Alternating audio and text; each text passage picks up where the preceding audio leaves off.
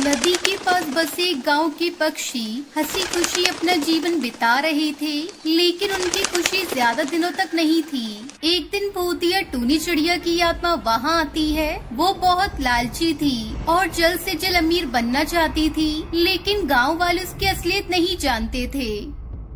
मुझे दुनिया की सबसे अमीर भूतिया चिड़िया की आत्मा बनना है। उसके बाद मैं भूतिया दुनिया की प्रेसिडेंट बन जाऊंगी, लेकिन इसके लिए मुझे बहुत सारे पैसे चाहिए। मैं अपने जादू से पक्षियों को बेवकूफ बनाकर उन्हें लूटूंगी। भूतिया टूनी चिड़िया की आत्मा अपने आप से बातें कर रही थी। तभी गोलू चिड़ा उसकी सारी बातें सुन लेता है। अच्छा, तो तुम भूतिया चिड़िया की आत्मा हो और यहाँ पक्षियों को लूटने आई हो, लेकिन मैं ऐसा नहीं होने दूंगा। मैं अभी जाकर सबको तुम्हारी असलियत बता दूंगा। वो तुम्हें यहाँ से धक्के मारकर भगा देंगे।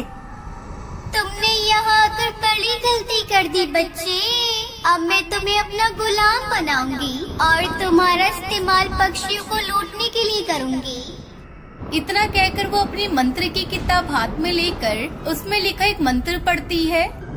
आबराकाडाबरा, इस बच्चे को बना दो 2000 का भूतिया नोट। उसकी मंत्री पढ़ते ही गोलू 2000 के एक भूतिया नोट में बदल जाता है। वो उस भूतिया नोट को सड़क पर रखकर वहाँ से चली जाती है। थोड़ी देर के बाद टुनटुनी नाम की एक चिड़िया वहाँ से गुजरती है। तभी उसकी नजर 2000 के नोट पर पड़ती है। अरे वाह, ये तो 2000 का एकदम नया नोट है। मजा आ गया, आज तो लॉटरी लग गई, लॉटरी।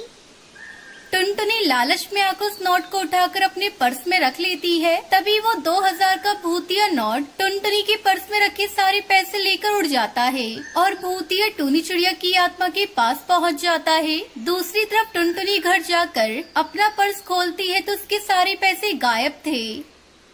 अरे क्या हो गया? मेरे पर्स के सारे पैसे कहाँ चले गए? इस तरह रोज सड़क पर पड़े भूतिया 2000 के नोट के लालच में पड़कर पक्षी उस नोट को उठा लेते और उस नोट के साथ साथ उनके अपने पैसे भी उड़कर भूतिया टूनी चिड़िया की आत्मा के पास चले जाते। इतने सारे पैसे, अब मुझे अमीर बनने से कोई नहीं रोक सकता। देखो भूतिया चिड़िया की आत्मा, तुम मेरे और दूसरे पक्षियों के साथ गलत कर रही हो। मुझे अपने घर जाना है, तुम मुझे छोड़ दो और फिर से मुझे पक्षी बना दो। तू ना अपनी बकवास बंद कर। अगर इसके बाद तूने एक शब्द और कहा तो मैं मंत्र पढ़कर तुझे जला दूंगी। अगर तूने भागने की कोशिश की तो मैं तुझे मार दूंगी। फिर तू कभी वापस पक्षी नहीं बन सकेगा।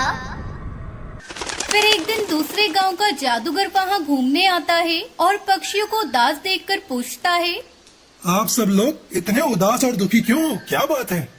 फिर सब पक्षियों से भूतिया नोट के बारे में बताते हैं। फिर जादूगर कालू कौआ उस सड़क पर पहुंच जाता है। ये एक भूतिया नोट है। मैं अभी अपनी शक्ति से इस भूतिया नोट को जला देता हूँ। नहीं जादूगर, मुझे मत जलाओ। मैं एक पक्षी हूँ, गोलू। गोलू जादूगर को सारी बात बता देता है और उसे उसके घर लेकर जाता है। मुझे तेरी असलियत पता चल गई है, दुष्ट भूतिया टूनी चिड़िया की आत्मा। अब मैं तुझे नहीं छोड़ूंगा। मैं तुम जैसे जादूगर से नहीं डरती। मैं एक शक्तिशाली भूतिया चिड़िया की आत्मा हूँ। इतना कहकर वो अपने मंत्रों की किताब उठाकर उसमें लिखा एक मंत्र पढ़ने लगती है, लेकिन तभी जादूगर अपनी जादुई किरणों से किताब को जला देता है। अरे नहीं, ये तुमने क्या कर दिया? मेरी सारी शक्तियाँ तो इसी किताब में थी। अब तो मैं बिल्कुल कमजोर पड़ गई। किताब के जलते ही गोलू फिर से पक्षी बन जाता है। फिर जादूगर कालू कौवा वहाँ रखे सारे पैसे पक्षियों में बांट देता है।